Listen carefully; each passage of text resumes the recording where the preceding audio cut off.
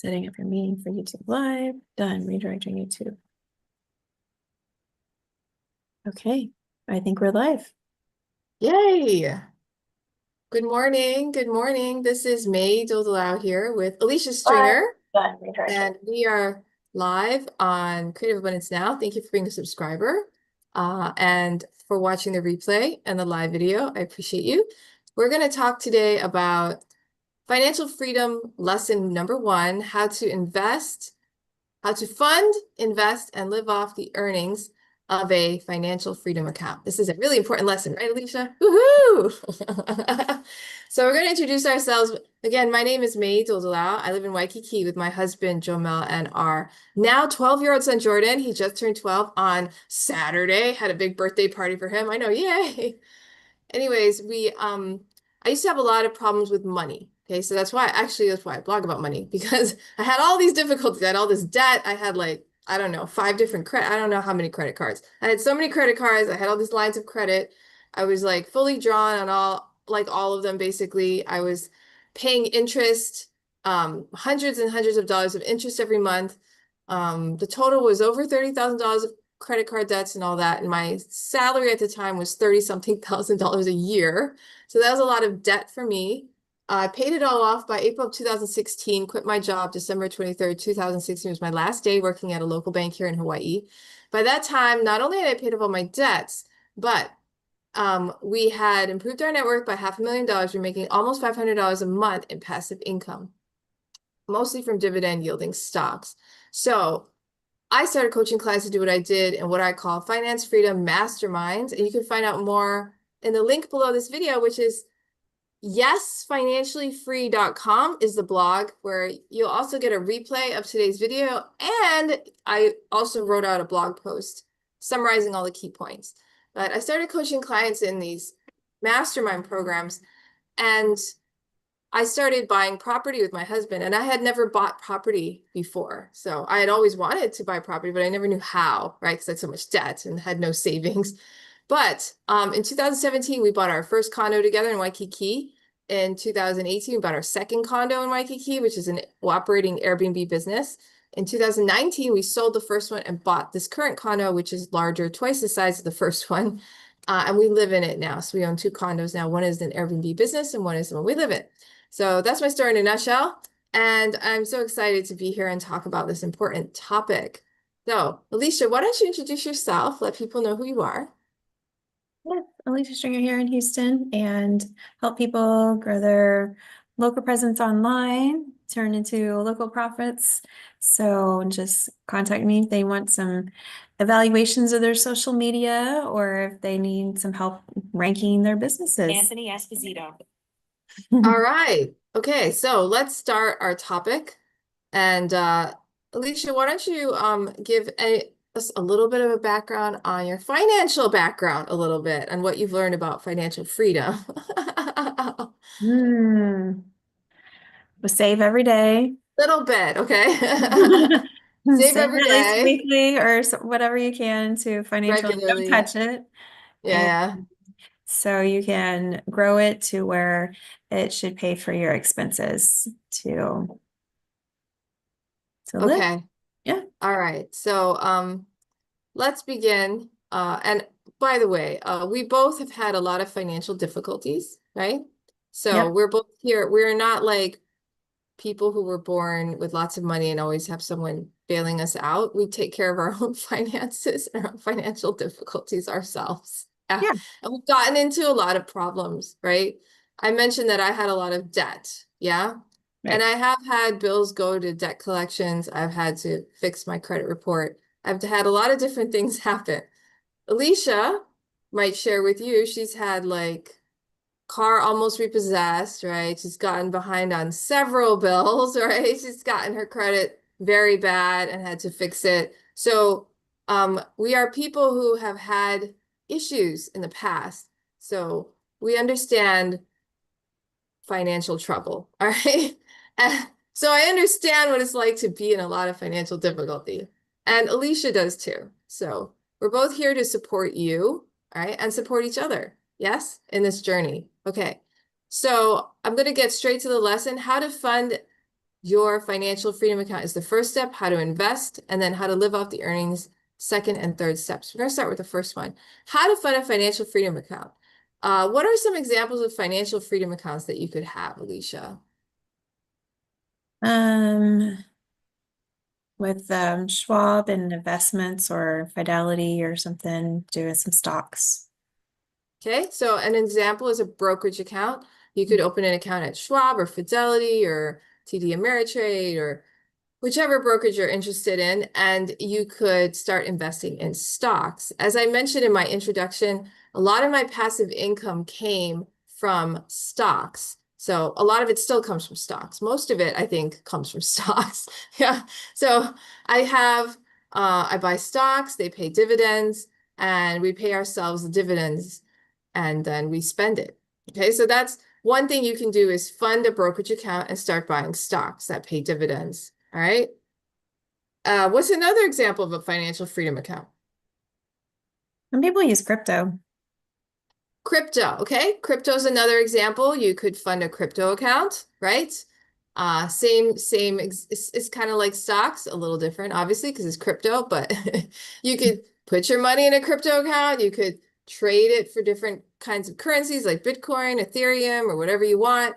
And whatever earnings you get there, that could be possible, right? Yeah. Back when I first started teaching it, that was not something that people would say, but now it's very common. Yes, crypto accounts. Another example is a high yield savings account.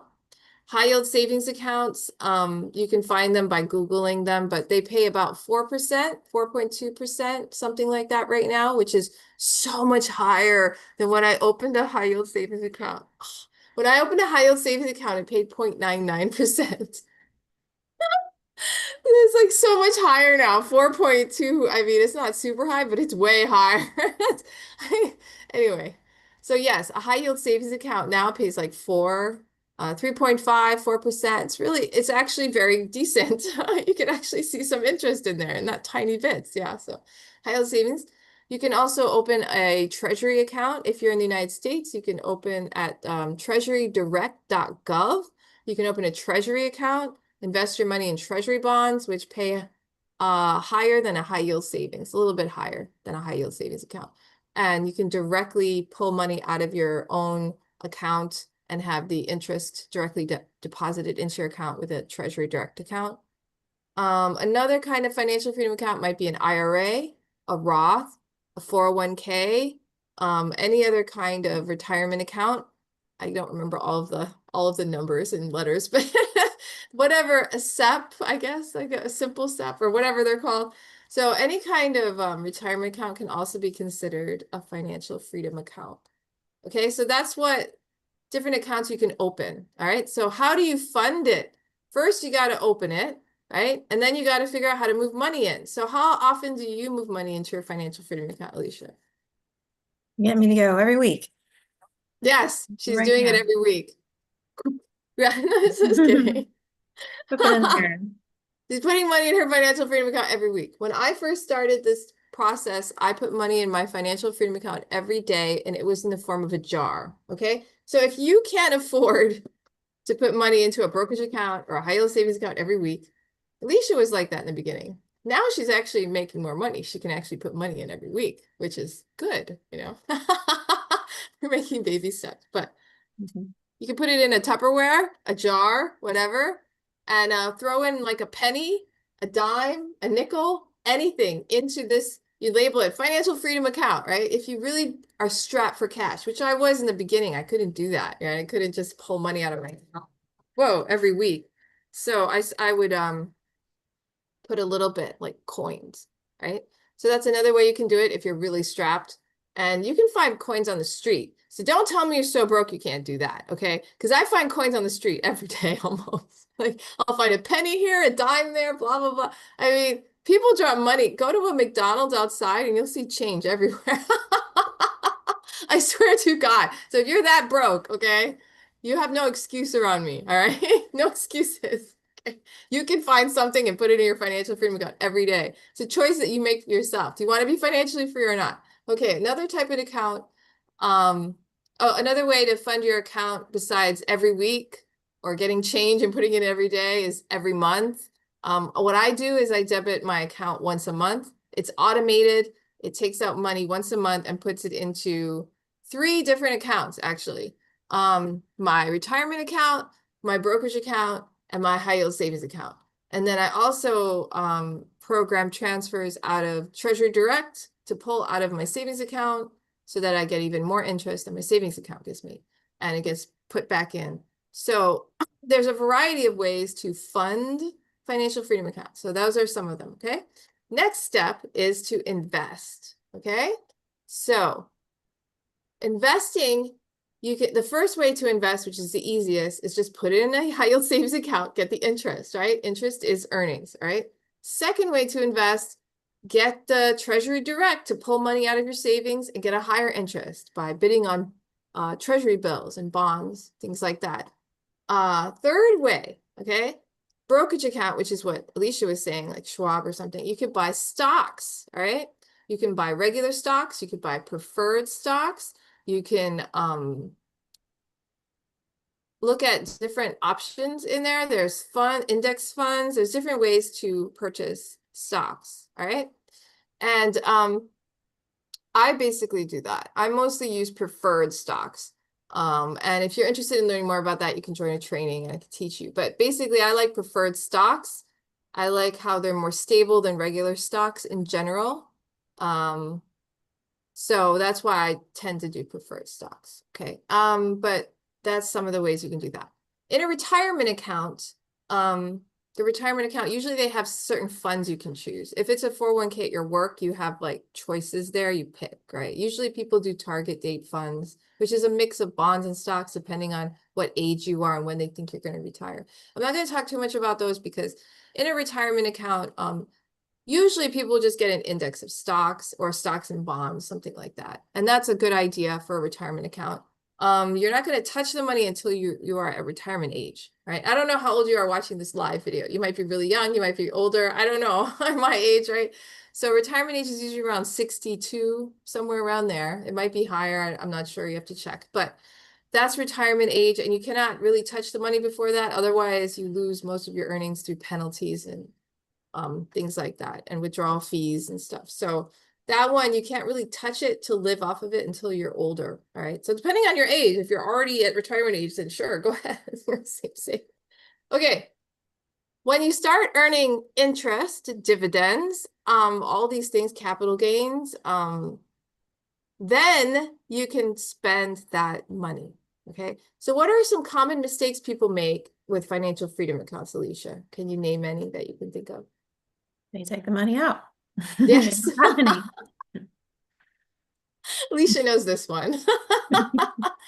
They take the money out of their financial freedom account and spend it on something that seems very important at the time. Maybe it's to pay for a new car. Maybe it's to pay for medical bills.